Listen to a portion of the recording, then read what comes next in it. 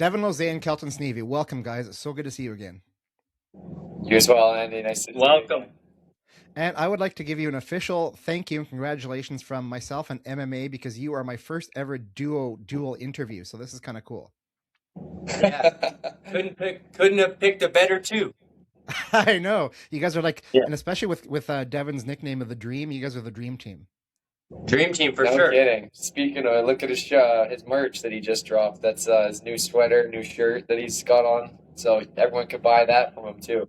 Awesome. Well, make sure after the talk you send me the details for that, Devon, and I'll make sure that's all posted with whatever I post. Sounds good. Awesome. And I want a shirt or a hoodie or whatever, so I'll order. Yeah, one I'll hook you up for sure. Awesome. Okay, guys. So it's exciting time for both of you. Two young guys from Northern Ontario. You always keep yourself busy. This is, I think, for each of you, it's either your fourth or your fifth fights with Legacy Fighting Alliance, and that's a big step for a lot of fighters because oftentimes a lot of fighters will start off with like a small local organization as you guys did, but then it takes them a long time, if ever, they get to expand and get their faces shown to a bigger audience. And Legacy Fighting Alliance is definitely a bigger audience. For a long time, they're on UFC Fight Pass, and they send a lot of their fighters to the UFC. And you guys have had a lot of success with them so far. Like I said, lots of fights. What's the experience been with them overall? I mean, yeah, LFA is great. It's it's one of the biggest promotions in the world. It's got some of the toughest dudes outside the UFC. And I think I can't speak for Kelton, but that's why I'm there. I want to fight the biggest, the best dudes and try to get to the UFC. And I think that, a place like LFA's got the best talent, and a lot of people avoid it or never make it there because they can't hang with that level of talent because you're not getting any easy fights. You can't be stuck in witness protection like some of these other guys in Canada in these promotions. And I'm just being honest, they're stuck in their hometowns fighting guys that are brought in for them. We're going to all these promotions in LFA fighting the best dudes, and that's the way I want it. Kelton can speak on that as well. Exactly like Devon said, this will be my sixth fight with LFA. I've fought there since my second pro fight, and we're always just looking for the biggest challenges. And I see a lot of guys that want to pad their records, and I call those guys Tampax records. So I'm not looking to do that. We're looking to fight the baddest guys and take on the toughest challenges. So when we both get to the UFC, we'll be ready for that elite level of competition. We won't be getting washed out because we fought low tier competition and then took a big leap when we made the jump. That does happen a lot. You see some fighters get a little bit shell shocked once they get to like a contender series or something, when, like you said, maybe they've been fighting guys that they maybe shouldn't have to give them a boost. And then once they get to the contender series or something like that, they're done. They still have a long road to go. It's true. For sure. And the deep end of these LFA divisions, like say for myself, who I just fought Chapolin for the title, myself and a couple of the other guys, like all these guys, I believe we're all UFC level. The UFC just wants to see us try to kill each other first on the regional scene and see who comes out alive and who's ready for that next level. But I mean, at the top of all of the elevated divisions, those guys are all UFC caliber, and you see these guys constantly going to the UFC. I think they have like over 350 LFA alumni to the UFC, so I think it's pretty proven, and everyone knows that. So a lot of pro fighters are either avoiding that, or guys like us are going out of our way to fight for LFA and take on the toughest fights. Because I mean, you're either going to make it or you don't, and I know for me in my heart that if I don't, at least I could say, hey, well, I went to the toughest promotion, I fought the best guys. And, I got as close as I could, but it's like, I know I'm going to make this shit happen no matter what, but. Exactly. Really, I can't really say it better myself. It's just the absolute truth, right? We're looking to take on the highest level and look to catapult ourselves into a position where the UFC looks at us and say, you know what, these guys are undeniable. They fought the elite of the elite, and they're ready for the jump. It's not going to be a bunch of question marks by the time we get to the UFC. Mm-hmm. That's how I first discovered you guys, both of you, a few years ago. I was just randomly going through Topology one day, and I was looking at upcoming events, and I saw that one of the LFAs, I don't remember which one it was, I think maybe it was Devon, I saw your name on there with a little Canadian flag beside it, and I thought to myself, wow, who the heck's this guy? And he's a Canadian fighting. Because it's just, when I'm exposed to a lot of the bigger fight camps and larger cities and stuff, but when you come from where you do, I didn't really have a lot of inroads back then. It's changed since, but that's how I discovered you. And then I saw Kelton, and it's kind of cool to see how you guys have really carved a niche for yourself, and you're both doing so well. It's got to feel good. For sure, for sure. You know, we both we're really from a small town, right? We don't have a lot of the same opportunities as maybe the guys from the GTA or even out in Alberta, right? Where they Montreal. got unified. They have all these promotions that are kind of catering to them, where we're usually like the guys on the road. So it's like we've had to like pave our own way, and I really wouldn't have it any other way, to be honest. For sure. You know, a lot of, like I said, I respect all the Canadian promotions and I think they do a good job, but they cater towards the local talent. You know, if you're a kid from wherever, they're going to get you the best matchups possible, you know, and they're going to do what they can to protect their guys and build them. We're from Thunder Bay. There's no fights there. We've always been in the U.S. on the road, and I've always seen like, hey, the UFC is in the U.S. All the toughest fighters are in the U.S. It's like, that's where I'm going to go. You know, I'm going to go to where the challenge is, and I'm going to, you know, bring the best of myself, and we're going to find out what happens with this shit. So, you know, both of us have been on the road fighting everywhere, you know, in the U.S. and training in the U.S. now full time. You know, I came down to Sacramento a couple of years ago and then brought Kelton last year, and now we're both out here living the dream, and it's fucking awesome. Yeah. And you guys are still actually in California right now. We're speaking. You're in San Francisco, I think, right? So you just went down for like a little vacation day at the end of your training camp? Just a one-night trip, just coming into the last week of camp. I've been in Sacramento since the end of December. Kelton's been there for over a month now. We're finishing our camp off, and then we're going to go fight in Minnesota in, 12 days, I think? Yeah, it's less than 2 weeks. You know, we both just figured it'd be a good little reset. You know, I've even noticed myself, right? We get so focused on our goals, and there's nothing wrong with that. It's having that tunnel vision and having those blinders on, but it's also like you have to enjoy and be grateful, and especially, you know, happy Easter, right? That's what day it is today. You got to be grateful for everything that we get in this life, and you know, I wouldn't have it any other way. We went on the Golden Gate Bridge this morning and head down to the beach, and you know, you just gotta appreciate the fruits of your labor. That's awesome. I'm really happy for you guys. And, you know, a lot of opportunity for a lot more excursions and visits to different places like that in your futures, especially if you're, you know, you're on an upward trajectory like you are. So I'm happy for you. So let's take a second now and move on to your actual fights. I'm just going to go to a different tab on my computer here, and I'm going to read off your opponents. So Devon, we'll go each one at a time. So Devon, you're fighting a guy named Ernesto Ibarra, and Kelton, you're fighting a guy named Cedric Katawamba. So what do you know about these guys, and what's the process like when you get reached out to by LFA, or I'm guessing managers, or however it works for each of you, and you get given a name? I'm guessing you might have heard of some of them, but you haven't done a deep dive. So what does it look like from the time you hear a name to before you accept a fight? For me, it's always starts with saying yes. You know, as soon as they offer me a fight, I say yes. I don't even look at the opponent, really. Like some of the guy I'm fighting, Ernesto Ibarra, they sent me the name. I already agreed that I wanted to fight April 17th in Minneapolis. So, you know, it's close to home. I have a bit of a name there. I fought there, you know, won a couple belts in Minnesota. So it's kind of like a little bit of home away from home. They just sent the guy, and I liked his record right away. I seen 11-1. I'm like, fuck yeah, let's ride with this. And then I said yes, and then I was like, well, is he in? And they said he accepted fight. Then I went and looked at his fights, and I actually seen one of them in LFA, but it kind of, you know, it clicked in my memory once I actually looked at his record. I'm like, oh wait, I seen that fight, but I just couldn't remind. And then obviously after the contract's done, is because I've said yes to so many guys, and then next thing you know it, they're, you know, I'm not saying they're ducking the fight, but maybe they don't agree to the date or whatever. So I just say yes. When I sign the contract, I'll actually watch their fights and invest time in it, because I'm not going to, if not, I'm going to be watching, you know, because LFA will send you a lot of names of top talent and say, hey, what do you think about this guy? I'm pretty much, as long as the date works for me, I'm a yes. This guy's got a good record. He's on a 6-fight win streak. He's tough as nails. So am I. So I'm just excited for the fight. Yeah, exactly. Like, you know, hold on a second. Kelton, we'll get to you in a second. Okay. Sorry to cut you off, but just sticking with Devon for a minute. So I've been told by a lot of different fighters and coaches that at the amateur levels or at the beginning of your fight career, it really doesn't matter that much how much preparation you do for the individual opponent. It's more about preparing yourself and getting ready and making sure that your skill set.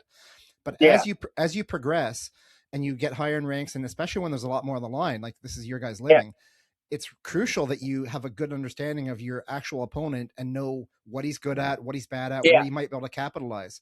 So I'm wondering, what's your process for doing that with this guy? Like, and how important is it to have like a full extended fight camp getting ready just for that skill set? For sure, it's very important. I've been out here this is going to be over 3.5 months that I've been in Sacramento at Team Alpha Male. The first 2 months, I was just doing general preparation, training, sparring, just kind of, training with some of these world-class guys and coaches. Once I got the fight, 6-week training camp is basically all tailored towards him. He's a southpaw, gritty dude, good boxing, good wrestling, a lot of similarities to me. We've, kind of formulated a game plan. Obviously, I can't get too much into that. But, pretty much every day, everything's specific. The partners I'm working on are the most similar I can to my opponent.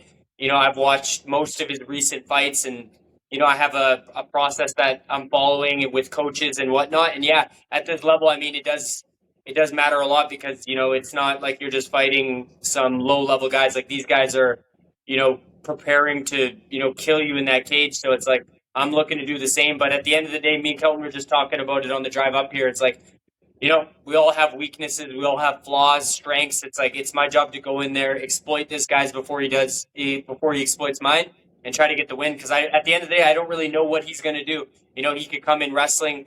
He could come in striking. So I'm just preparing for everything, and I'm preparing for a super tough fight. And that's just kind of what my intuition's telling me. And most times I'm right with it, of like how the fight's going to go. And I feel like this one's going to be a tough fight, and it's going to be grueling. But I think that, I'm one of those guys that I've never broken in the cage. I've been knocked out. I've lost on the cards, but it's like no one's going to break me in there and stop my will to win. So I'm going to keep coming forward for 15 minutes and get the job done. What's your assessment of Ibarra as a fighter? I think he's a great fighter. I think, he's from Mexico. So I train with a lot of Mexicans here at Team Alpha, and I know they're all tough. They're hard-headed. They come forward and they like to fight. I'm kind of like an honorary Mexican here. I train with so many that, I fight like them. I respect them a lot. So I think he's very good. I think he's very skilled as well, but I think I'm just a little bit better everywhere. I think when I watch his fights, he reminds me of myself. When he fights strikers, he takes them to the down, takes them to the ground, and he beats the shit out of them. When he fights, a guy that's more of a grappler, he'll keep it on the feet and try to knock them out. That's what I do as well. He's intelligent. He's smart. I definitely see some holes in his game, but I also got holes in mine. So I just see it as an exciting fight, and I think he's the guy that, he believes he's going to get to the UFC. He's got some hype around him, and he's on a win streak. And I was just in the position, so I know exactly how he's feeling, and I know what this means to him. But this also means a lot to me coming off a loss and getting back to where I need to be. So I just as soon as I got the fight, I've just been super excited about it, because some fights, you just stylistically, you don't know how it's going to go. This one, I know it's only going to be, madness from the minute the bell goes. So. Well, that's exciting. I'm glad that's a good assessment. It's a good breakdown. I like the fact that you think it's going to be an exciting fight, because that's what really draws eyeballs to fighters and helps propel you to higher levels. Like fight organizations, specifically the UFC, but others as well. Yeah. They don't want boring fighters. They want fighters that go in there and put on a show that the fans are going to be up on their feet and cheering and roaring. So that's pretty cool. Yeah, exactly. This is the entertainment industry.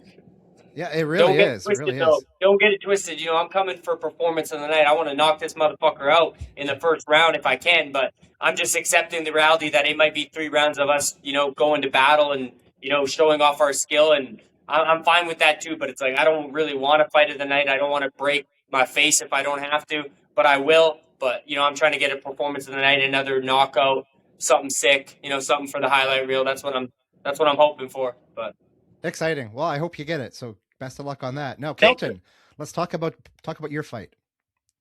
I originally, when I came out here, I was scheduled to face a different opponent. Yeah. I don't know where he went. I duck goose, but he went sprinting. So LFA gave me this other opponent, Cedric, and I appreciate him for taking the fight.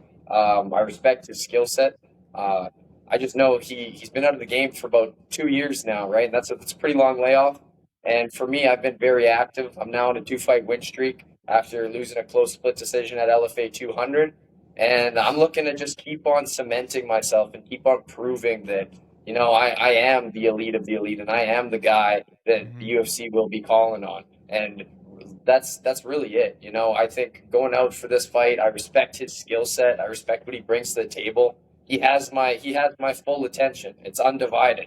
I won't overlook him, but I will walk through him. When you take a look at yourself now, you've been training for quite a long time. You're a very skilled young man, but there's always room for improvement, always an upwards possibility. How do you self-assess yourself as a fighter right now? Like, are you as good as you're ever going to get at one thing? You only have to work on other things, or do you still have a lot of work to do?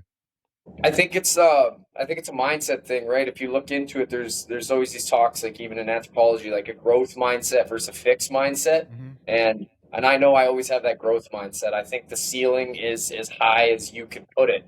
I wouldn't say there's ever a threshold on how good your skills can become. And I would also argue that if you believe that, those skills, it's the saying, if you don't use it, you lose it. So I think you need to be sharpening all your tools in your bag. And, you know, we look to add new wrinkles to our game every fight. And even after my last fight, I'm sure everyone was entertained, right? It was an absolute blood and guts war. Like, shout out to Kevin Carrier. He brought that fight, and he brought the best version of himself that night.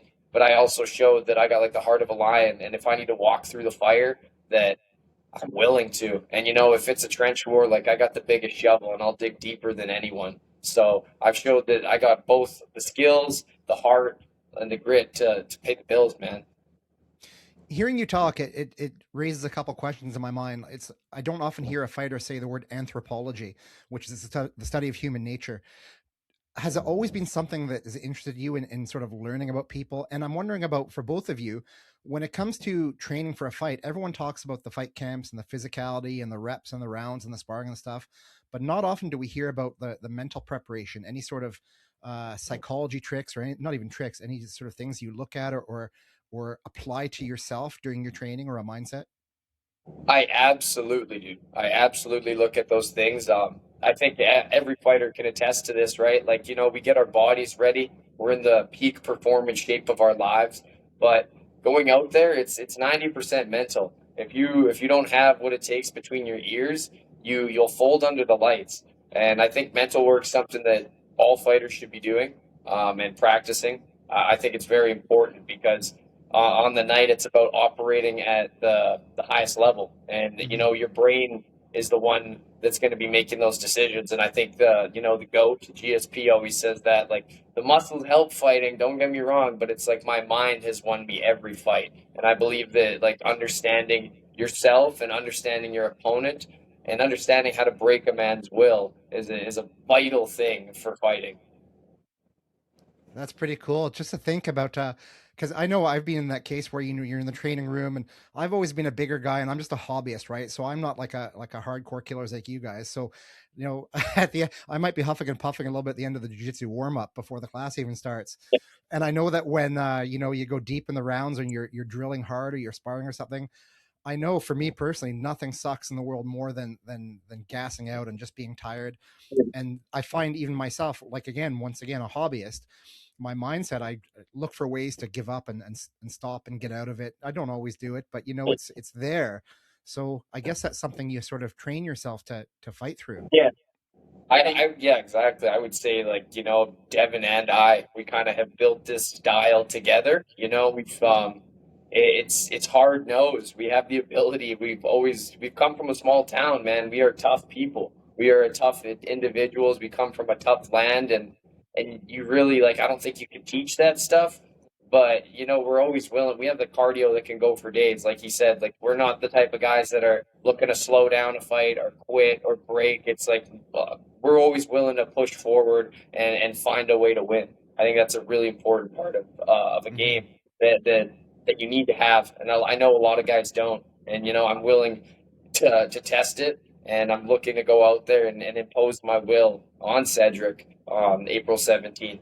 And I know that him being 2 years removed from the game, I will remind him early why it's my game now. He can go off and do whatever he wants and go be a hobbyist and go do whatever. But this is mine. This is mine, and I will take it.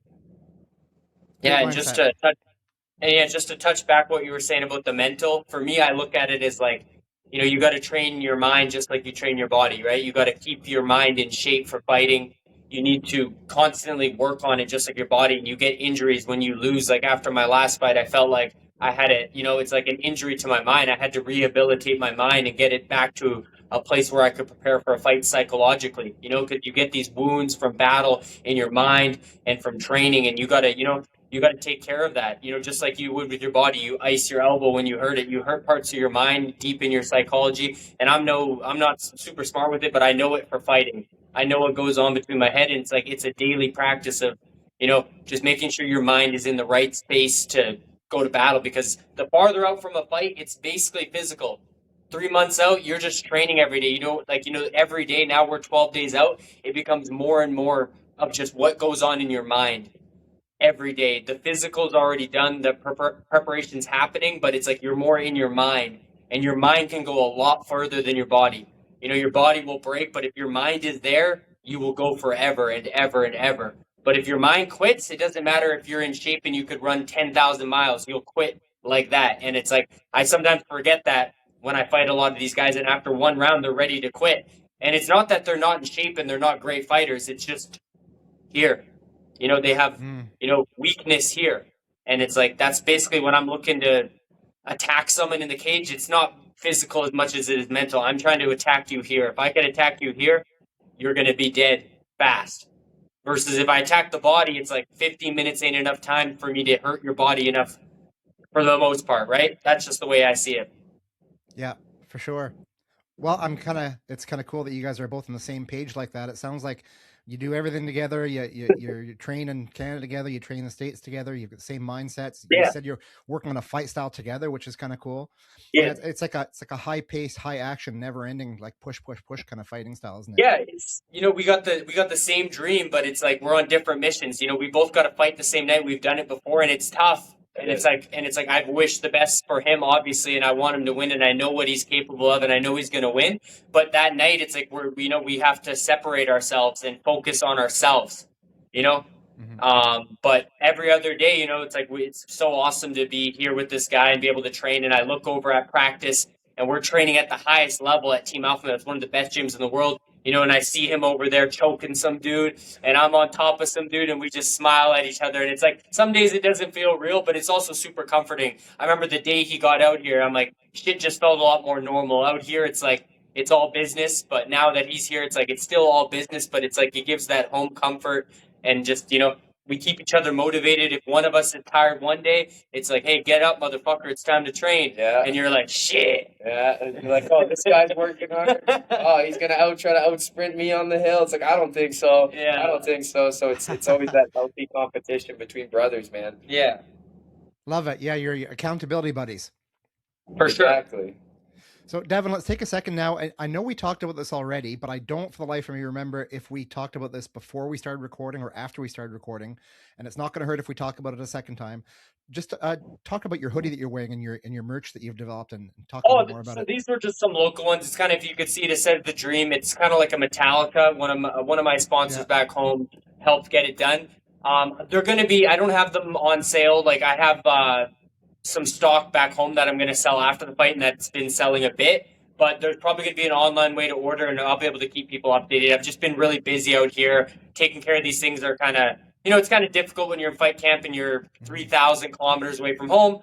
But they sent me out some stuff, and, so it's kind of like an after fight thing, but I'll keep people posted, and I'll make sure I'll send you some stuff as well, Andy. When Awesome. I'm assuming you're going to be back home in Canada sometime soon? Yeah, I'll be home in a few days.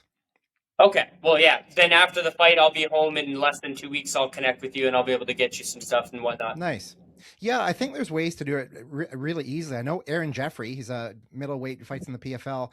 His shirts, I bought one of his shirts, or two of his shirts actually, and he doesn't really have much to do with it. He set it up with a company, so I go to the website, I order it, and the shirts are like made on demand. So like, I get the shirts, and then Aaron gets a percentage of the money, whatever we buy from. So I'm sure it's super easy. No, that's great. I've thought of, like, some of those things are good too, but that's too. It's like, I like to, we both, keep things local if we can. Thunder Bay's a smaller city, and there's people there that are willing to help and can print dope stuff. So I'm like, hey, if they could take care of it and they can make some money off of it and help me, that's kind of like a win-win in my mind.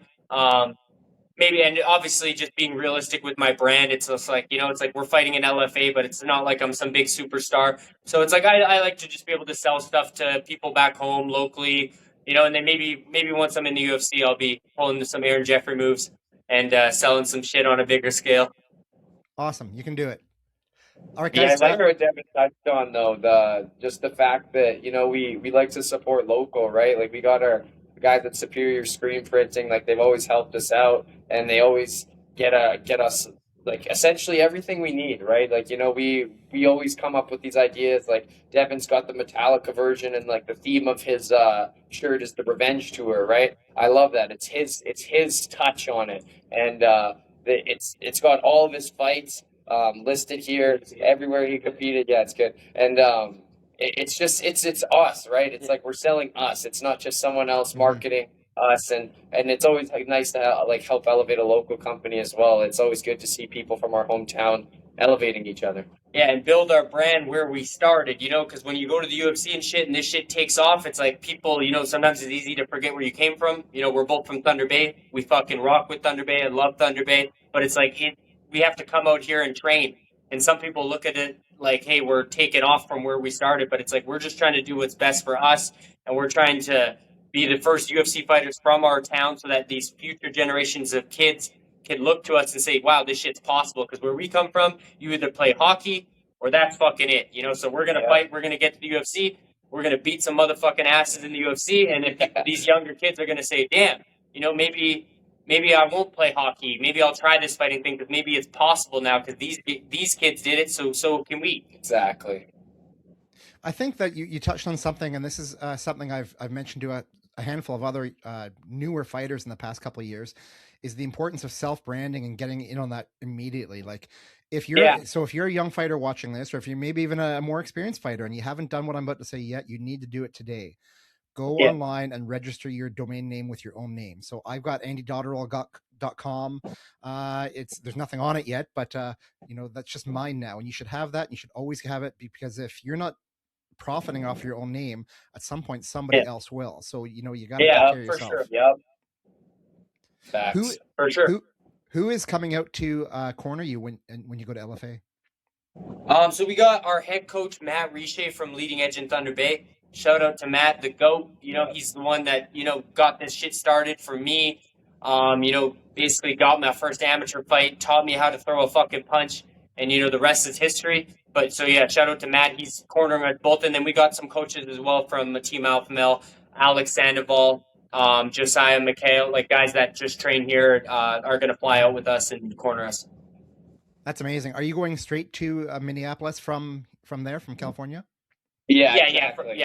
We're going separate because just the way it worked out. We're not going the same day. Everyone's got their fight week protocol. Blah blah blah. Oh yeah, we're both going straight from here. It's just different times.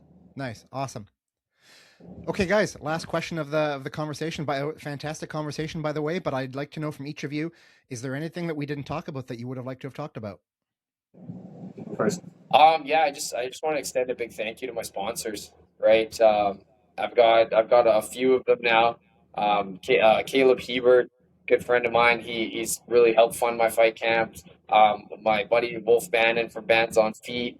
My buddy Blade Collins from Smoke Signal.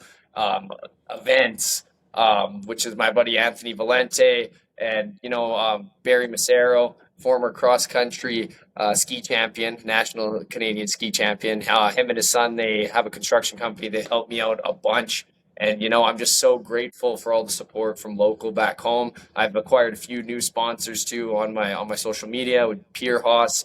It's really great to have all the support, and I just gotta, pay homage to all those guys that helped make this dream a reality. Yeah, same thing for me as well. Thank you to all my sponsors for my whole career.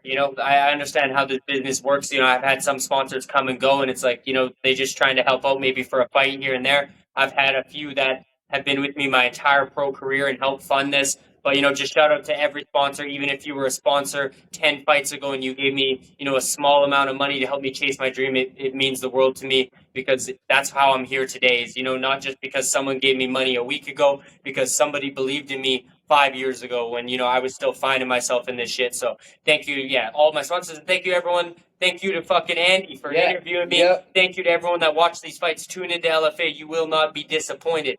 Fact. Awesome, guys. I make sure I'll put the details because LFA is not on Fight Pass anymore. I'll find out the details about how to watch you fight. I'll make sure that's included in this interview. It's free on YouTube in Canada, which is awesome now for promotion. They got over 600,000 subscribers, and the whole cards are free in Canada until they get a deal done. In the US, it's on Vice TV on cable network. Tons of it's easy to watch, and there's a lot of coverage to it. So, but in Canada, you don't got an excuse now. You don't got to pay for Fight Pass. Get your ass on YouTube and watch us fight. Yeah. Yes, sir. Well, I'll be Yeah, watching. go battle in the comments too. There's going to be people in the comments saying we're going to get fucked up. If you're from Canada, make sure you're in there saying fuck that shit. We're going to whoop their asses. You know how it is. Yeah. I'm just joking around, but yeah, you can fuck around if you want, buddy. I don't think you should joke around. I think you should have everyone do exactly what you just said and just start laying. We gotta represent, man. We gotta represent. Okay, guys. Well, I know I'm rooting for both of you. I wish you the best of luck. Thanks so much for your time. I appreciate you. Yeah, thank you, Andy. Thank you. Yeah, you actually left the beach on a beautiful day to come chat with me, so it's much appreciated. Nothing better, man. Nothing show better. The view, though, quick. Yeah, we got to show you the view of the city. Woo! We're living it good in here in San Fran. Wow. Pretty nice. Pretty nice. I think there's still snow on the ground in Niagara where I'm from. Yeah, there might be. All right, guys. We're going to call it a day, wrap it up, and I just want to say thanks again. Best of luck, and kick some butt. Thanks, Andy. Cheers, man. Cheers. There you go, fight friends. Devon the Dream Lozej and Kelton the Conqueror Sneve, both fighting at LFA in Minneapolis in 2 weeks. Make sure you like, follow, subscribe this video interview, and make sure you watch them for free on YouTube. Zach, it's not often that I speak to somebody in your situation right now, and by that I mean usually when I'm talking to somebody, it's a fighter who is preparing for a big fight coming up, or it's a fighter who just had a big fight coming up, and you're neither of those right now. Your situation is what really intrigues me, and I mentioned this to you the other day when I reached out, is that you've had your ups and downs in your career. You seem like you go through different seasons, and right now you seem to have embraced something that I'm just loving. You've gone all in content creation. You used to do that conversation cars a long time ago that I always liked, and I told you at the time I really liked it. But now it's just you've gone to a whole different level. Just wondering if you could take a moment and just talk to everybody and say, what it is about your career right now that has prompted this push, and what goals you have with it. So yeah, I've been all in on the content creation for one simple reason. I'm getting my business going. I'm building myself more as a brand, more as a coach, less as an athlete. Basically, my transition right now is I want to help as many people as I can, and I owe a lot to that, to having a daughter. I think if I had a son, I'd still want to get in there and scrap and be one of the best fighters in the world, but I don't know where I'm at right now with that. I don't know if I want to get punched in the face again. I'm kind of sitting it out right now, and figure it out at some point. Maybe I'll fight again, maybe I won't. I don't know. I don't think I'm officially retired. Maybe I'd like to go out and win, but as of right now, I'm focused on setting my family up, setting up my daughter for a good life. And for me, that starts with building a brand, having my own business. And that's what I'm set out to do in the next few years. It's build my business, build my brand, and set up my family. And content creation is an organic ways to get your business going. And I think every fighter should be ready for that after the fight life, because let's be real. Mm-hmm. How many of them are going to have to work when they're done fighting? Probably 95% of them, 96%, right? I've been around some of the best in the world, and I know they're going to have to work when they're done fighting. I'm sure there's guys like DC, right? He has to work, right? But he's broadcasting, he's doing what he loves. But not everyone's like that. And not everyone's going to be able to do something they love after work. So learn as much as you can, do as much as you can, pursue fighting as hard as you can, but also know that there's a life after that, and you got to be ready for it. Mm-hmm.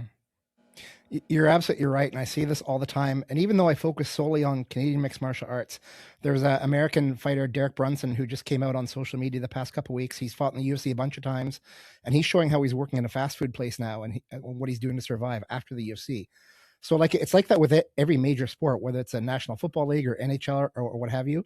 Mm-hmm. You have so many athletes who put their whole lives into this, and they prepare and they get ready and they train. a small percentage of them make it to the big leagues, make it to like the NHL or something, or Major League Baseball. Yeah. But the even vast majority of that small minority, they play a season, maybe 2 seasons. It's not a lifetime career like a lot of people think it might be. And other than George St. Pierre, who seems to be doing just great, everybody else has to have a gig when you're done fighting, because even in the UFC, it's not gonna pay the bills, is it? No, 100%. And even like you look at George St. Pierre, like, yeah, he made some money fighting, but look at his sponsorship deals, look at his brand deals, look at the deals he kept after fighting. He appeared in movies. He's got deals going on still now. He's still a brand at the end of the day, right? So the guys that still make money when the game's over are the guys that brand themselves properly. The guys that started the business side before that final bout, before the final round. Like, they got going early, right? Like, look at a Dustin Poirier. He was never the best fighter in the world, but he doesn't have to work. Like, he made his money fighting. He started his own business, his own foundations, and like, he's probably set now, right? He's probably more business oriented. Like, he's not working a job. Versus, I see a lot of guys get in the UFC, get out, they got to go work a job, work construction, work a 9 to 5. And yeah, I don't think, for me anyways, that's not what I want to do. I don't want to put my career into a sport and then go work a 9 to 5. It takes so much drive to be good at something that if you take that drive that you took to be good at fighting and you put it into business or being an entrepreneur, that you'll be able to accomplish it. It's just doing it, and deciding when to do it, right? If you were a young fighter coming up now, maybe you haven't even had your first amateur fight yet, but you're training every day, you know you're going to go AMA and your goal is to go professional at some point, what advice would you give to that fighter, and what steps should they take to brand themselves? I think, like, if you don't even have a single fight yet, don't worry about it too much, train as much as you can, because you don't even know if you're going to be good at the thing. At that point, you have a decision to make. Like, do you want to pursue fighting or do you want to pursue business? And if you want to pursue business and fighting as a whole, then get as good as you can as a fighter, because then you're learning valuable skills that not a lot of people can teach. And think of AI as well. AI is coming to take over everything. Like, I don't think AI is going to be able to take over teaching fighting, teaching jujitsu, teaching combat. So the more time you spend to learn as many techniques as you can, as many skills as you can, is something you're going to be able to teach one day when you're done. I always say, it's like, my parents always wanted me to go to school to be a doctor or whatever, because I always had super good grades in school. And I'm like, no, like, I want to fight. This is what I like to do. Like, to me, this is harder than studying medicine. It's high stakes problem solving with dire consequences. You can get severely hurt. Everything happens really quick decision making. And I've been doing this sport for 15 years now, and I still learn something new every day. And the day is never the same. So learn as much as you can, so that when you're done, you're able to teach as much as you can.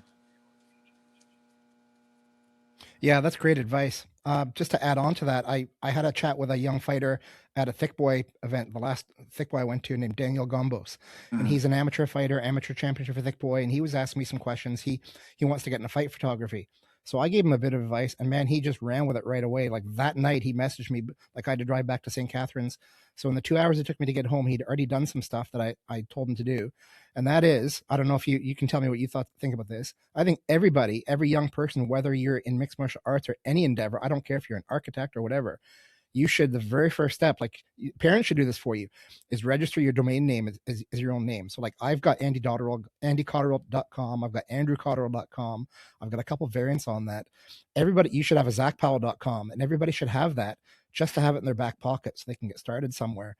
And then, because you never know what's going to happen, right? And who might try to take that from you, like if you become popular overnight or what have you. And then with Daniel, that night he created an Instagram account, Daniel Gombos Photography. So he had that done already. He was so keen to do that. And I think with social media, it's so easy to get multiple accounts. Like, you can have your personal account. You could also have an account for, like, Zack Powell, whatever your next endeavor is, Zack Powell something else. And I think that's a really easy first step for those young people to take. Oh yeah, 100%. Be out there. Like, I train some kid right now who wants to get his first amateur fight in, and he's super eager, but he doesn't have social media, right? So I'm like, look, like, I'll show you as much as I can on the fighting side, but get social media. Very simple. Your social media needs to be very clear and straight to the point, even though if you don't want to post on it every day, social media is where matchmakers are going to find you these days, from amateur promotions, pro promotions, and social media is where you're going to get sponsorship deals. It's where you're going to get your brand going, and like it's where you're going to get fans. Like people like see you fight, they're going to go Hmm. follow you on social media. Right? It's social media is the ultimate way to brand yourself now. There's no other way. Logos on shorts do not matter anymore. It's what can you do on a digital platform because that's where all the eyes are. Logos and shorts do not matter anymore. Yeah, I can see that. It's there's so many avenues for fighters. Only so many avenues for fighters to bring income, and Hmm. sponsorship is one of them with logos. But yeah, social media it's so much more easy now, and it's a shame to say, but it's a part of business, I guess. Is that fight promotions? Not only do they want to bring in good athletes, of course, they want to have exciting fights, but they want to bring in the fighters who will bring eyeballs to their organization. Like you take a look at that fighter. Have you ever heard of Wing C? Yeah, yeah. Yeah, so Wing C, he's a good fighter, but he's not, he's just a tons of great fighters out there. Just the way he marketed himself is pretty smart, and just the character he's created. I don't know how many people he has that follow him now, but it's staggering. And like Yeah. every promotion's going to want to bring him into their fight, and that's some bargaining power for him. Maybe he Oh could yeah. ask for a bigger paycheck to come fight, and so some kind of social media presence is crucial. Yeah, like he's kind of like as far as being a persona and nailing it, like he's right there. Like he did a really good job with that, and you can see the opportunities he's getting. And I don't think he's a good fighter at all.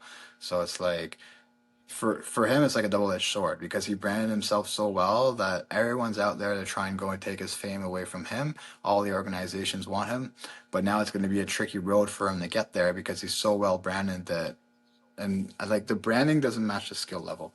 And it's like Mm. you think, look at Aaron Jeffries when he fought Austin Bannerford, right? Like I'm not saying Austin Bannerford isn't a Mhm. good fighter, but look at his branding. Look where he was at that moment in his career. He was 7-0, dating Paige Van Zandt, Mhm. all these followers on Instagram, and getting thrown in like tough matchups pretty early on in his career, right? And I think that's where Mhm. Wing C is too, is you don't want to get thrown into matchups too early because you've branded yourself so good. So I'd say kind of pace yourself because it's a double-edged sword. But let's say in Wing C's situation, he needs people guiding him in a way where he's winning all these amateur fights he's taking. There's no reason to have him having been knocked out twice by head kicks, not getting paid any money as a professional, since these are all amateur fights, right? So people just Mhm. need to be guided in a certain way. I think in a better way. Um, but as far as branding, he's great. Like he's doing a really good job at it. He nails it down. He's Mhm. consistent with his content. He's got an image. He follows it. He's got his fans. Uh, like I like to call it an avatar. He displayed a specific avatar that reaches a specific type of people, and he reaches them, and it's been working great for him. For sure. Okay, let's move away from him and back to you. I'm Yeah. curious to know about your creativity and where you get your ideas for all your posts, because I like them. They're really interesting. Like I put out a lot of content, right? But I'm fortunate. I'm really fortunate in that my content is based on other people and stuff that's happening, right? So if a fight gets announced or Yeah. what have you, it's already there for me to comment on. But you've got to make your own stuff. So where do you get your ideas from, and how much time and effort do you have to put into preparing posts, and then not only preparation but actually filming it and doing it, and then posting it? I'd say at first it takes a little bit more time, but the more you, it's like anything, the more you do it, the better you get, right? So that's, I've been working with a guy that's been helping me get better at doing content, kind of call him my content coach, I guess. And he explained to me in a very simple way that I have to post every day, only to learn how to do it Mhm. more efficiently and seeing what works, right? Because all you're doing is gathering data, right? All I'm doing is gathering data, seeing what's working, what's not working. Okay, was this hook in a good position? Was this video too long? Did I have something not cut quick enough? Did it provide value? Did it provide connection? Did it provide proof? Those are like the three big pillars right there: value, proof, and connection. So for anyone looking to create more content, remember that if your video needs to provide one of those three things, and especially to build a brand, that's the only thing you need to know. You need to provide value, proof, and connection. And Mhm. depending what you want to accomplish, you got to do it on a different rate, right? So like, as far as like, let's say I'm doing a lot more coaching and online coaching right now. Well, if I educate you on how to lose 2 pounds a week, right? Maybe you're not going to work with me from that post. But if the post after is proof of me showing you I've helped someone go from 250 pounds to 200 pounds in a certain amount of time, maybe you might shoot me a message if I leave a link at the bottom, right? So you gotta like, and all the different type of contents do to different type of things. Like the funny stuff that I post does so good. Lots of eyes on it because it's funny. People share it, right? But if I post something more like trying to help people in a non-funny way, it'll do less good. But that's okay because that's targeting the people that I want to target. So you've had some time now that you've been gathering the data, like you said. What do you find that you put out the most, other than just overall funny stuff? But what do you find resonates the most with your fan base? I don't know. I think I'm a funny guy because everyone loves the funny stuff, and that's what's been resonating the most and getting the eyes on it. And then I think of myself and like my day-to-day life. Like I make my friends laugh. I'm known as like a funny guy at the gym, so that's pretty good. That resonates well. It fits my personality. It's natural. But as far as like if I'm thinking on a business side, what's been resonating as far as like making the needle move, like it's been the proof content and providing value as far as education. Like that solidifies like as far as like getting clients interested, getting people wanting to work with me, helping people on their weight loss journey, their fitness journey, or just using combat to be honestly to be. I have so many people right now that want to be a better man, and they use combat for that because it's helped so many young men shape them into better people. Like I got like these 30-year-old dads that are like starting later in their journey that just want to hit pads or grapple and stuff like that just to defend their family in this crazy world we live in now. Like the content I shoot up for them, I'll get messages from that. I'll get less likes, I'll get less views, but at the end of the day, those numbers don't matter as much, right? Like what's going to matter is lead conversion and like who's committing to what's going to make you money, right? Everything else is just doesn't matter. Like people always think like, oh, I got 3.4 million views on this reel, right? But how much money did you make from it? How many followers did you get from it? How did it benefit your life other than being able to say you got so many views, right? Yeah. So what's your plan now? Are you just going to keep grinding and just putting in effort into your businesses and trying to promote it with social media? Yeah, being the best dad you can be? Yeah, be the best that I can be, right? And for me, being the best that I can be right now is grow this business, grow Pow Fit to its full potential. I kind of see it as like a boxing fitness studio, except it's MMA fitness studio.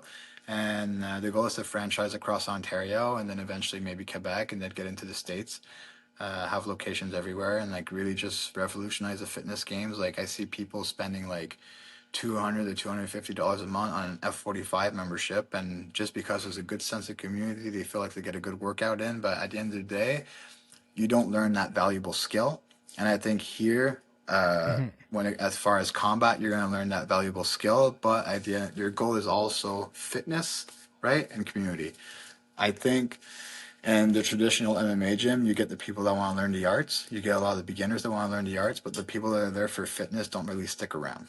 So I want MMA to be used for fitness purposes, right? I'm not a competitor to any MMA gym in the region or in the world. It's unless you have like a fitness class in the morning, like then maybe we're competing. But other than that, it's like my fitness classes are going to be in peak hours. Like the biggest thing is I had this opportunity come my way as soon as I lost a job, and a job that I didn't really like doing, right? And I already incorporated like 2 days before, so great timing. But they offered me a lease for a good amount, right? A good opportunity for me to get myself going, and I just had to take it because it's in a good space, and I was already getting the ball rolling with private clients. I was already having like my exit plan as far as the job I was working. But then I was thinking like, I don't want to make an MMA gym, so what do I do? And it just like came to me. It's like I have so many people working just basic fitness with me hitting pads, but I can never do the peak hours because there's always classes in those peak hours. So in those peak hours now, I'm offering those MMA fitness classes that are usually offered in not peak hours, right? Like in traditional MMA gyms, those classes are not in the best hours possible, right? But like now, let's say some lady finishes work at 4 p.m., right? Swings by at 4:30 p.m. Well, we got an MMA fitness class going from 4:30 to 5. And then we got the longer one going from 5 to 5:45. and then it keeps going throughout the night, right? Versus in traditional MMA gyms, well, right after work, you bring your kids to a jiu-jitsu class, and the jiu-jitsu program is at 4 and at Sure. 5, and then you don't have any of the the MMA stuff until 6, 7, or 8, right? So it's kind of where my idea was at, and it's been getting a lot of like leads, a lot of people interested. My private client list went from like 5 people that I kept for the past 2 years, so I'm now at like 25 in the past month. So it's Wow. been solid. Yeah, it's been going really well. I'm really happy with it. So it's fun. It's nice to help people, especially since like I said, like if I had a boy, I'd probably feel different about it. But since having a daughter, like I just feel so different that like I want to help as many people I can. More empathetic about stuff too. Uh, like my reputation at the gym was like, I mean, you've been around the gym, you've seen me. It's like, Mhm. I was never the nicest guy, but I feel like I made that switch. Of like, I just want to help as many people as I can now. Yeah, the first time I ever met you and talked to you, I did an interview with you, and I thought you were angry at me the whole time, but I'm not sure if that's true or not. I just think it's like, I don't know, maybe I fought because I had this deep anger inside me I didn't even know about, and now I don't have it no more because I wake up in the morning, I get to see my daughter, and just starts my day off right every day, right? And I go to bed at night and put her to bed, and Mm. yeah, it changed a lot for me as far as perspective and how I see life. So yeah, I don't know. I don't have that same anger, I guess, anymore. Mm. Speaking about family, one of the series that you're doing that I'm really liking is you're training your wife now to fight, and she's Yeah, looking really sharp after a short amount of time. Like she's got some zest in her punches. How does yeah, that come about? And is that serious? Like, does she actually want to train to be a fighter? yeah. She actually wants to try it out. She actually wants to do it. She wants to go as far as she can. It's kind of she's we've been together for over a year and a half, and she's basically had a job the first little bit that we were together, but it was a night job, so she would always come to my training sessions. She loved watching it. She loved watching us spar, but anytime I'd bring up her doing it, or Prickett would bring up her doing it, she's like, "Oh no, I could never do that." And through the pregnancy, she was there even more, right? We were together all the time. She was pregnant, coming and watched me train at the gym. She had been to all my fights, and yeah, we had the baby, and she was studying to be a nurse and stuff. She's been out of school for a bit, but she doesn't have that same. She doesn't think she wants to do that anymore, right? So she was kind of like questioning Mm. what she wants to do. So I kind of told her Jazz's story, where Jazz didn't know what she wanted to do, and then Jazz got in the Yeah, I was UFC, gonna bring that up. right? So she's like, "Oh, that's super interesting." And then like she talked to Jazz about it a little bit, and like she's like committing to this stuff now. So like we're training like 3, 4 times a week, right? Until she gets to a point where she feels comfortable grappling with people and doing classes and stuff. But yeah, she's pretty good. I think from watching for the last year and a half, she's picked up some tricks. Like she knows all the names, right? She watches the fights with me every Saturday. It's like I don't even put the fights on; she puts them on at this point, and it's been like that for the past little bit. So yeah, and we're lucky because our daughter's really calm. So like anytime we like hit the pads or whatever, like she's just sitting there in the background in her chair and she's just watching and she loves it. So she's doing a good job. I'm proud of her. That's Like amazing. yeah, she bounced back from the pregnancy and the birth like so well. Like we're like Bella's gonna be 4 months and 5 days, and like Namila's back down to like her pre-birth weight and like on this whole fitness journey, and she's doing a really good job. So I'm super proud of her. Yeah, what's showing she's looking good in there, so I'm excited to see where she's gonna go. So good Yeah, for you and all that. And I love the fact that Bella, your baby, is watching that, and those are what her memories are going to be, her core memories of yeah. mom and dad working out together and hitting the pads and having fun, and maybe that'll prompt her to want to try it at some point. Hopefully not. Hopefully she stays away from it. Hopefully she just knows Yeah, enough to I defend know. herself from all the bullies in school, and that's it. But we'll see. Yeah, for sure. Yeah, I'd like her So to be a Zach, little bit more tell me about girly. Powfit. Yeah. Yeah. So Powfit, you said Yeah. you have a lease. Where are you located, and how? If people want to reach out to you, if they want to talk to you about maybe some advice on social media or branding and all that kind of stuff, how could they reach you? Yeah, so Powfit's going to be located inside of a gym called Just Be Strong. So I can turn this around. You'll see where I'm going to be exactly. Okay, we're getting all the mats up in here in the next few weeks. Okay, this is our lobby.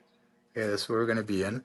And then we're inside a strongman's weights gym that's transitioning to more trying to help more people, right? So this is like this gym in Niagara Falls that has like the strongest people in Niagara or in the area.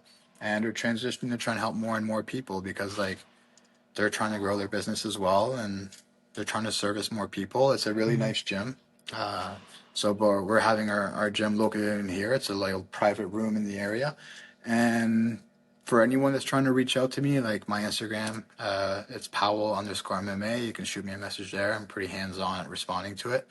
Like I've been giving some fighters some tips on what they can do as far as branding, sponsorships, and stuff like that. So if that's of any interest for getting more information, I'm always open to talk. And then if someone in the fitness world sees this and wants to get fit, like I'm your guy. That's awesome, Zack. Well, yeah, I've told you I'm really intrigued by all this. I'm really happy with your success, and you're going with this, and I hope you go shoot straight to the moon with all this. I'm really excited for you. Thanks, Andy. I appreciate it. Okay, Zack, any final words, or is there anything that you think I should have asked to talk about that I didn't ask? No, that was great. That covered it all. Well, as far as fighting, like I'm still signed on to Dirty Boxing, and they do message me every now and then to fight. So something pretty interesting came up, and if I lock it in, I guess I'll let you guys know. But we'll see.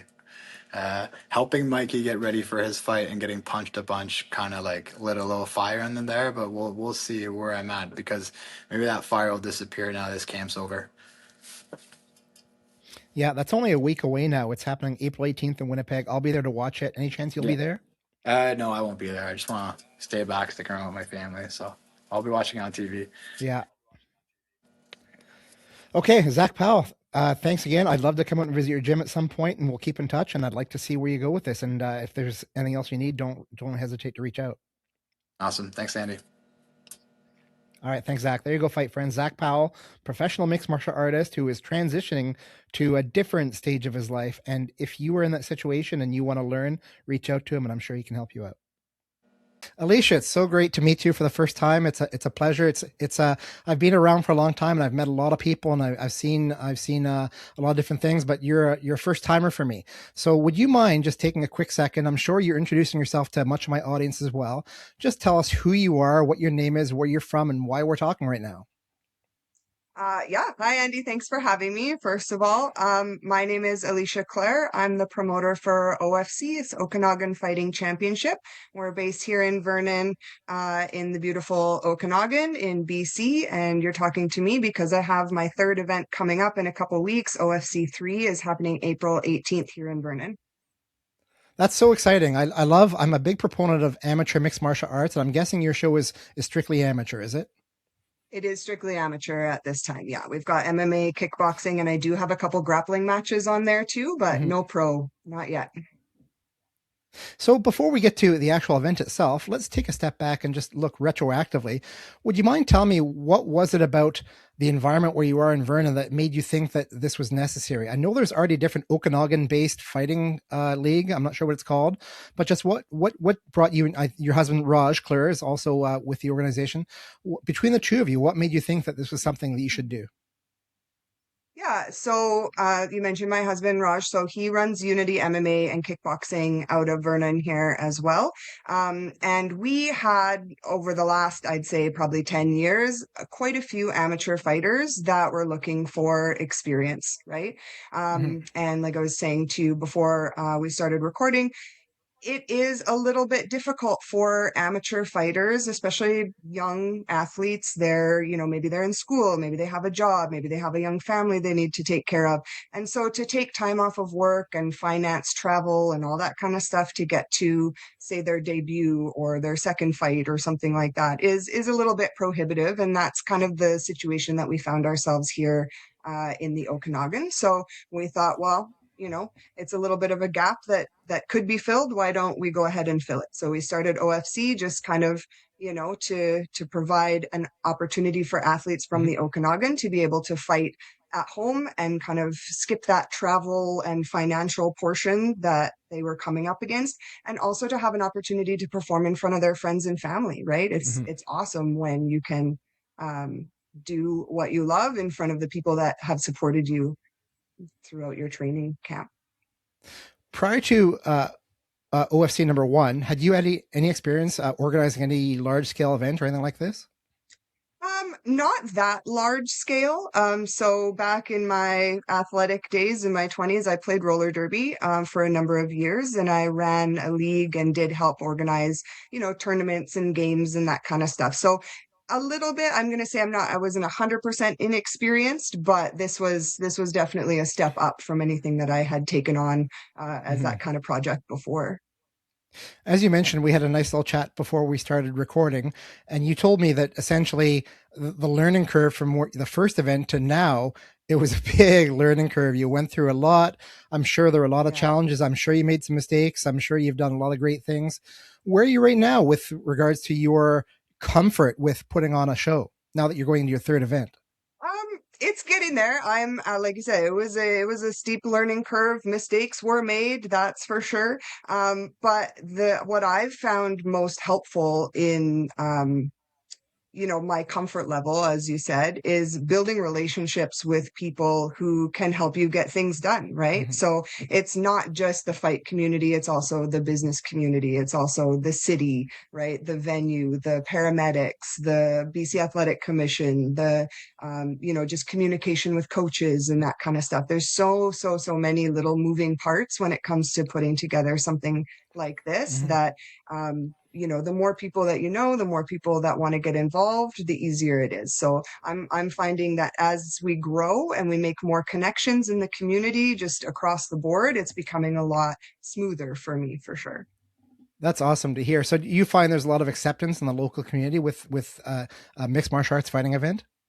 Yeah, for sure. Vernon is a little bit of what I would call a blue collar community. MMA is a big hit here for sure. Like our first two shows, like I mentioned before, sold out. And OFC 3 is very, very close to being sold out. We're about 2 weeks out now, and I only have a handful of tickets left, which is awesome. I'm really excited to have that sort of response from the community, and people seem really excited about it. So. Oh, that's amazing. Congratulations on that. Would you mind Thank just you. for the non-British Columbia people watching, just give us a little bit of the lay of the land. Where is Vernon? And I'll ask you to say in relation to Vancouver, because that's what everybody might know.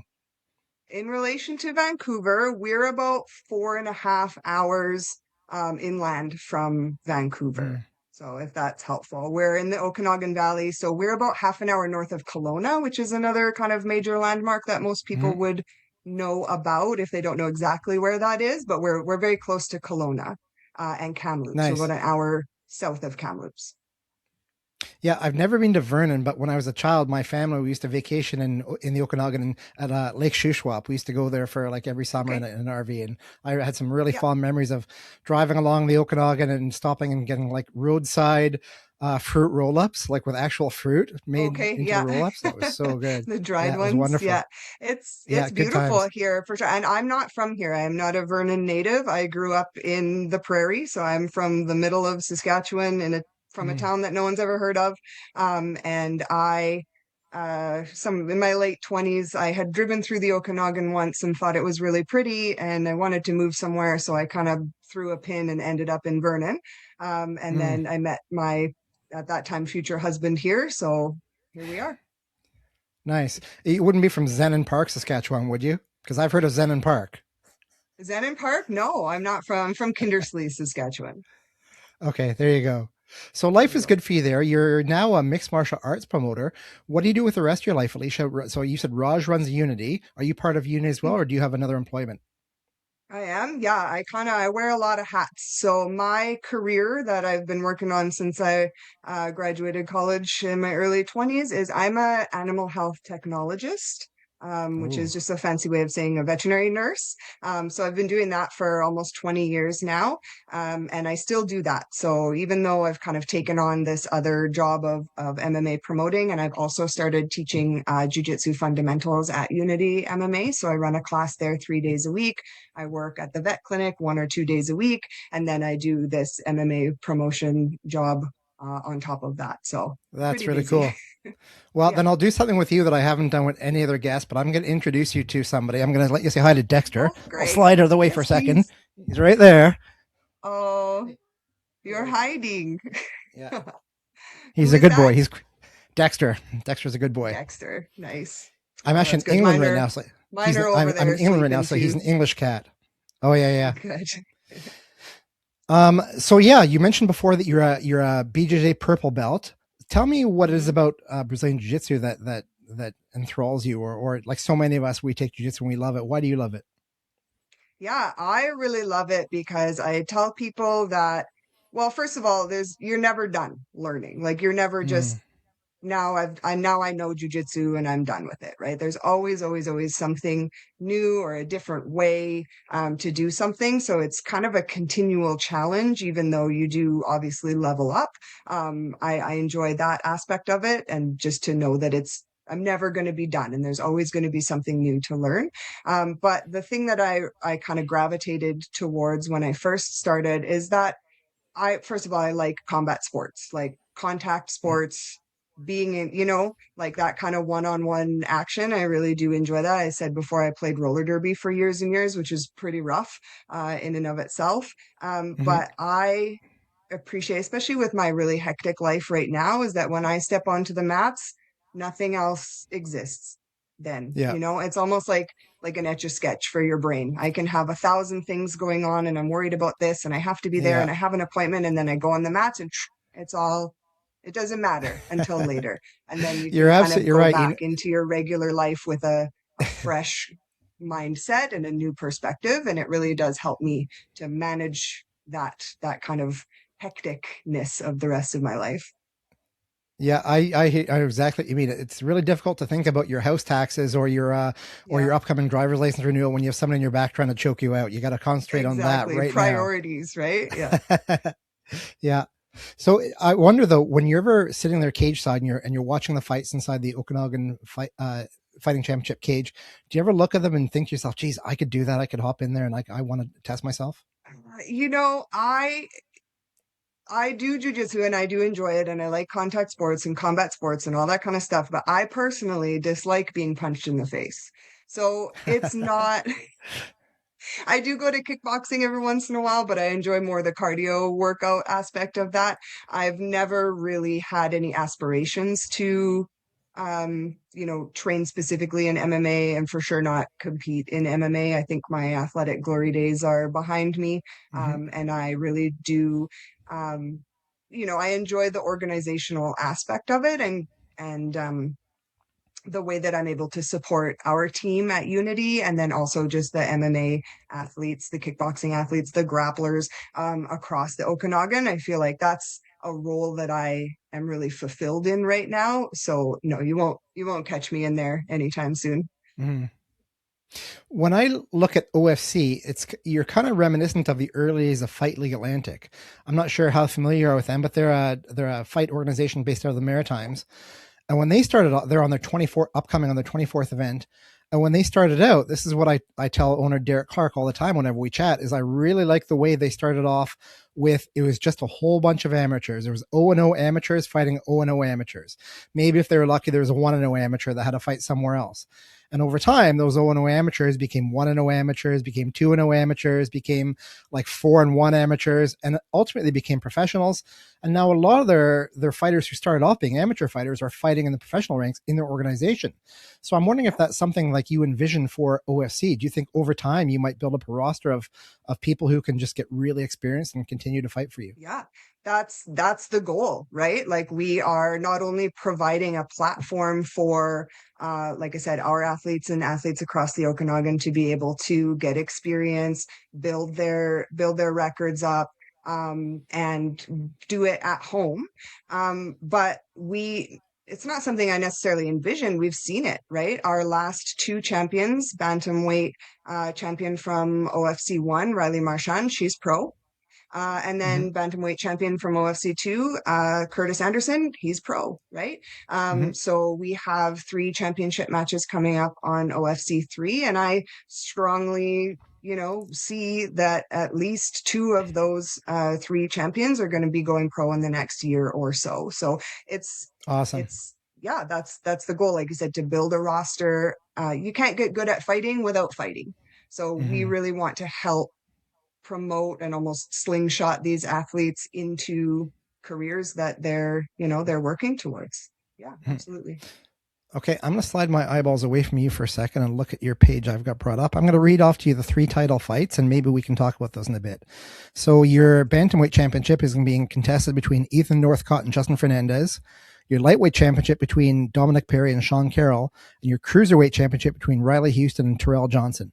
So maybe just take, I know I've seen Ethan Northcott quite a bit. I've actually saw him fight on Fight Pass. He fought at a Battlefield Fight League, and I saw him fight. He was really impressive. Maybe just talk about some of those athletes and which fights you're looking forward to the most. Yeah, so the ones that I know the most about are obviously the Unity MMA fighters, which are Ethan Northcott, Dominic Perry, and Riley Houston. All 3 of those guys are out of Unity here at home. So I kind of see them at the gym often. I'm not directly involved with their training, but they're around. I see them. I talk to them all the time. So I know that the main fight, Ethan Northcott versus Justin Fernandez, is going to be a great fight. Like, Ethan's no joke, right? He's 4-0. He's the #1 ranked amateur bantamweight in Canada at this point. And he's, like I said, one of those ones where I suspect that he'll be going pro in the next little while. I want to keep him in OFC for as long as I can. Obviously, he's a great draw for the community. People want to come out and watch him fight. But yeah, he's really good at what he does. He works really hard. And I'm looking forward to watching his match with Justin. Justin's no joke either, right? He's really good he's a wrestler, which is kind of Ethan's strong point, right? Ethan is also a good wrestler, so he's going to come up against an opponent that might call his bluff at his own game, right? So lots of scrambles. That one's going to be really fun to watch. Nice. I'm not very well versed with the regulatory requirements of the BC Athletic Commission. Professional mixed martial arts, is that a difficult thing to achieve? Like, say tomorrow or for OFC number 4, you wanted to have a pro fighter or a few. Is that an easy thing to accomplish, or are there a lot of hoops you'd have to go through to get that done? And is that something you even want to do? I'll be honest with you, I don't know exactly what that is going to take. I am, for 2026, focused on, we have this April card, and then we also have OFC 4 scheduled for November 14th. Yeah, I saw 2026. That one's going to be amateur only as well. And then no commitments have been made, no conversations have been had with the commission, but we are considering having some pro fights circa 2027 at some point. So I'm really not sure of the exact. I think we can do it. Like, I'm pretty confident in our ability to segue into professional MMA, but the details I'm a little loose on at the moment. Okay, yeah, no, totally get it. So, Alisha, we don't really know each other, but with my limited interaction with you, just talking for the past week or so, or whatever it was, I get the feeling that you're the type of person who would rather get stuff done beforehand than waiting to the last second. I'm getting that vibe. Yeah. So I'm wondering, leading up to a fight, leading up to April 18th, fight night, what's that look like for you? Are you totally prepared when the doors open and the fans start walking through the door? Is everything done? Are you ready to go, or are there always still like a last minute kind of hustle to get everything done? There's always a last minute hustle, right? So I am, like you said, very what I'll say type A. Like, I like to have all my ducks in a row as much as possible. Yeah. I do not necessarily thrive in a chaotic environment, although I am pretty good at managing, kind of little fires that need to be put out at the time. And I think my experience with working in veterinary medicine for as long as I have with emergencies and that kind of stuff has really given me a good background on how to stay calm, cool, and collected and get things done as they need to be done. But I do try to communicate effectively, have everything, make sure that everybody knows who, what, where, when, and why. And then that makes it a lot easier on the night of. If something does go a little bit sideways, that you just have to deal with that one thing instead of trying to put together everything that could have been organized ahead of time. So we do my best. Speaking of, well, we all do. That's good. It's good to know. Yeah. Speaking of the night of, what's your favorite part of the night of an event that you're promoting?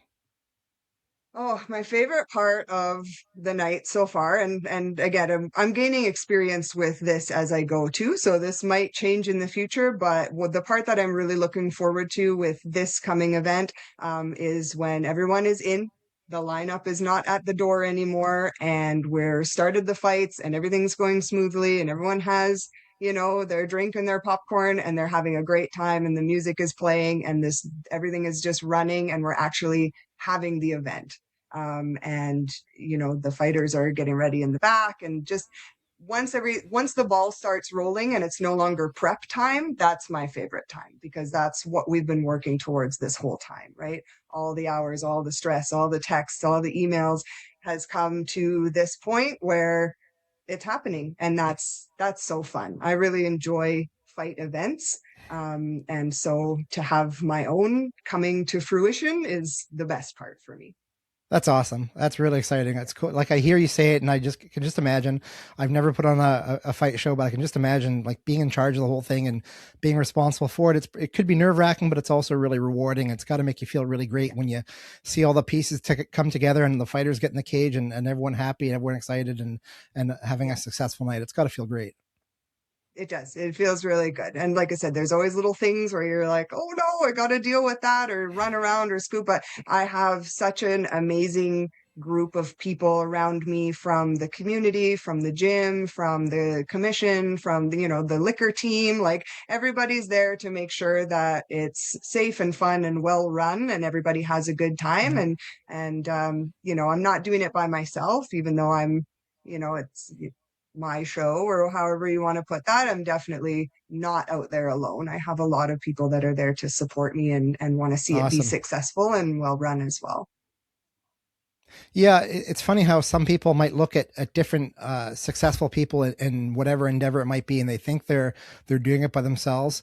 But for the most part, what I've seen is people who achieve true success, it's because they surround themselves with good people they trust, people that can make smart decisions and just take care of a process for them. So it's good to know that you're acknowledging that. Oh yeah, absolutely. There's nothing that I do really by myself. It's just I organize and I bring in people that, I'm not good at everything. Nobody's good at everything, right? Mm-hmm. So there's always going to be someone that can do something better or give you good advice or help you out or that kind of stuff. And I'm absolutely always looking for people like that. So as you and I are speaking right now, we're just over 2 weeks away from your event. I'm wondering where you right now with your preparations. How's everything going? Do you have any big milestones you still have to reach? Any hurdles in your way? Yeah, I think, like I said, a couple more tickets to sell and then we're sold out. So that'll be a big milestone. That's a really great, I think, an indicator of how we're building the response from the community, being able to kind of reach that sold out point at 2 weeks before a show. I'm pretty happy about that. I'm really proud of it. As far as the organization stuff goes, most things are in place. The big stuff is in place, right? The insurance, the fight card, the paramedics, like all that stuff is booked and taken care of. So it'll just be last minute changes, right? 2 weeks out from a fight, there's injuries, there's changes to the card, there's just kind of last minute organizational things. But for the most part, the big stuff is taken care of. And then, like I said, we can put out little fires as they happen, but I'm just about ready. Yeah. So my last question, this is something we talked about prior to starting recording. I know that the past several years, there was a certain point where amateur MMA was not allowed in British Columbia.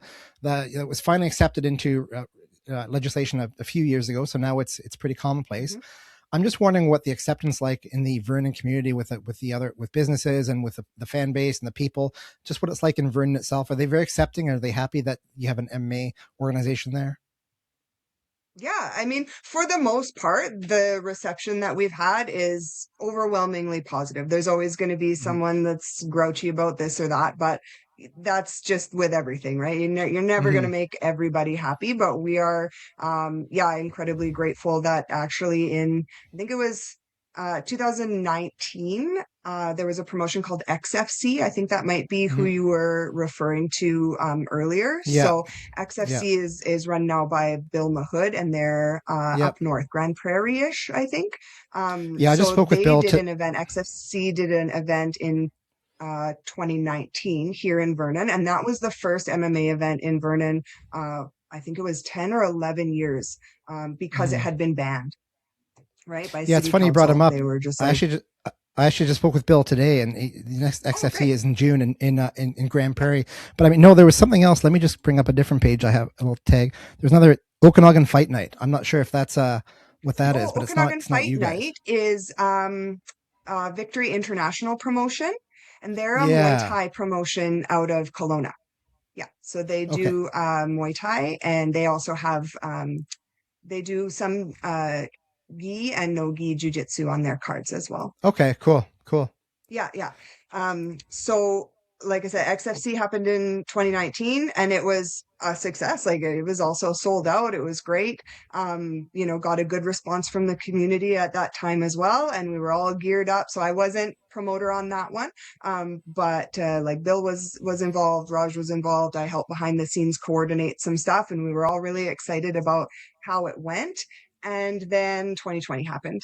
So it all just kind of fizzled, Went to shit. like there wasn't really much to be done for the next couple years there. And then we started talking about it 2023-ish, and then we came out 2024 with OFC and started this promotion, and we've just been building it from there. So amazing. I absolutely love it. Alisha, I mentioned at the start, but I'm a big fan of amateur mixed martial arts. Everyone's got to start somewhere. Like every fighter that you're going to watch in the UFC today or April 18th, same night as your event in Winnipeg, they all started off as an O&O amateur somewhere. So that's why I love it. You go support the amateurs, give them a chance. You never know where they're going to be someday. And, one day, Alisha Kler, you'll be able to look at a fighter main eventing UFC and go, they started with me. Yeah. I know that guy. Yeah, which is cool. great. That's kind of what I love about it too, because like I said, jujitsu wise, I'm more of a hobbyist, that kind of stuff. So I really enjoy, taking someone who maybe is just going to try it out, and then they find that they love it and they kind of, build a career off of that, or maybe they don't do it professionally for the rest of their life and that's okay. But giving people the opportunity is really what kind of fulfills me and what we're looking to do at OFC. So Alisha, this has been a great chat. And I've got one final question before we go. And that question is there anything that you think I should have asked you that I didn't ask you? No, I don't think so. I think we kind of covered most of the bases. I really appreciate you taking the time and giving me a chance to come on here and use your platform to kind of promote OFC and let people know what we're doing here in the Okanagan. And yeah, I just really appreciate it. Well, that's great. That's fantastic. There you go, fight friends. Alisha Kler from Okanagan FC in having their next event, April 18th in Vernon.